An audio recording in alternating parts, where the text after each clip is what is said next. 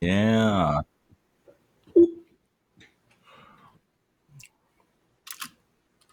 Welcome into WagerTalk TV. I am Drew Martin, joined by Tony Finn and Rob Vino of WagerTalk.com, and we're talking some Big 12 football here. Big 12 conference football Saturday, kicking us off 12 noon Eastern time here, Tony.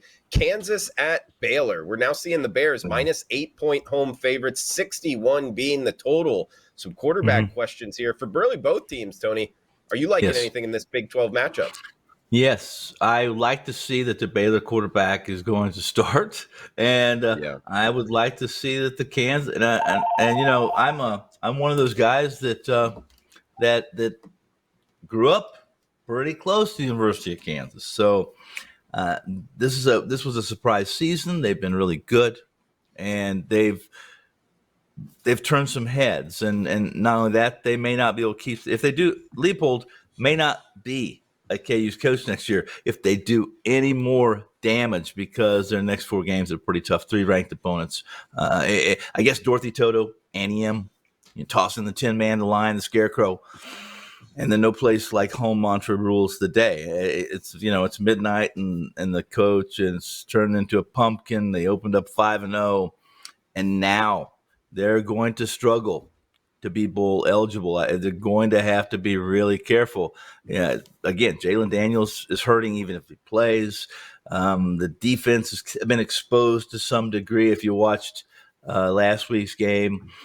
And Baylor's coming off it's a routine loss at West Virginia, but their defense can be better. Offensively, I have no problem other than the quarterback. When he's healthy, he turns the ball over a little more. He's a little bit of a gunslinger, more than I'd like, and certainly probably more than the Baylor coaching staff would like, and the fans. But Baylor's got a good team. This is a good team. Kansas is up and coming, got some talent, but a big percentage of their offense without Jalen Daniels is, if that's absent, so is any chance of winning. Give me Baylor minus the number. Rob, coming to you next. Looking towards Baylor here, Tony brought it up in the beginning in terms of just quarterback questions on both sides. I would want to make sure Baylor's quarterback's playing. I think that's a pretty big drop off. I mean, from Daniels to Bean on the Kansas side, I'm not so sure that it's that big of a deal. Maybe it is. However, just from what we've seen so far this season, Baylor's backup, I feel like is a further drop off. How do you feel about this one? Yeah, I think you hit it on the head, Drew. Jason Bean, we know, was a starter at North Texas before he transferred to Kansas, and he's played the last couple of weeks, and he's played pretty well. Let's give him his credit. I mean, last week, 16 of 27, 265, 4 touchdowns. Did get picked twice by Oklahoma. Ran the ball 10 times for 41 yards, but he's a guy who's veteran, who knows how to lead a team, and has shown that he can lead this team to point production. No question about it. The other side, Kyron Drones came in last week, and it was a massive drop-off from Blake Shapen, who actually had been having the game of his career against West Virginia prior to getting hurt.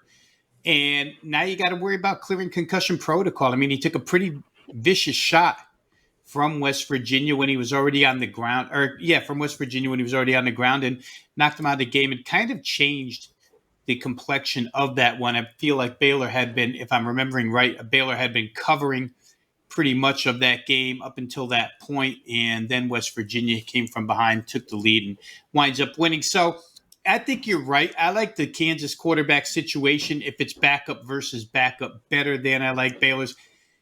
And I'd also say this, that you had to be disappointed with Baylor's defensive effort against West Virginia. I mean, West Virginia shredded them up and down the field. 500 plus yards allowed in that game by the Baylor Bears. They gave it up on the ground. They gave it up through the air. And it's a little bit concerning. What it would lead me to believe is that this game, in all likelihood, finds its way over the total of 63. Now, I'd have to do a real fast check because I just mentioned that Saturday at 11 a.m. in Dallas, Texas, there's going to be a win situation. Saturday at 11 a.m. in Waco, Texas, this game is being played, and Waco is not that far from Dallas. So we could be dealing with heavy winds in this game as well, which would put both quarterbacks probably at a disadvantage, in which case the ground game of Baylor probably rates better in that instance. So again, check the weather in this game. Make sure that wind won't throw off the passing. In college football, just for viewers' context here, I generally consider 20 miles per hour difficult for college quarterbacks to manage unless they're real strong arm quarterbacks. In the NFL, I bump it up 5. I think most strong arm NFL quarterbacks can cut through 25 mile an hour winds. But here, if it's 18 to 21, it could mean half the game into the wind is played on the ground. And again, in that case, I would favor Baylor. Kansas's defense has been absolutely miserable the last few weeks, and they're starting to get exposed. I think that Dave Aranda, guys, is not that Lance Leipold isn't, but Dave Aranda's a defensive guru who probably got to do a lot of coaching this week. Baylor had been pretty good defensively up until that game last week against West Virginia. And I'm sure that the emphasis, the focus of everything in practice this week was to shore up that defense. If wind is a problem, I think they will, because I think they're stronger physically. Kansas, even their head coach said it last week. When we get off the bus, our team doesn't look the part. And when you match them up physicality-wise, Baylor the stronger team. So if it's going to be one in the trenches, I'm going to side with Baylor. I think at this point in time, I probably would side with Baylor. But keep an eye out just for that win situation in Waco, Texas, Saturday morning. He's Rob Vino. You heard from Tony Finn as well. Check them both out, WagerTalk.com. Guys, Tuesday is a good day to do so. $2 Tuesdays. Top handicappers, top play, discounted to just $2. Check it out, WagerTalk.com.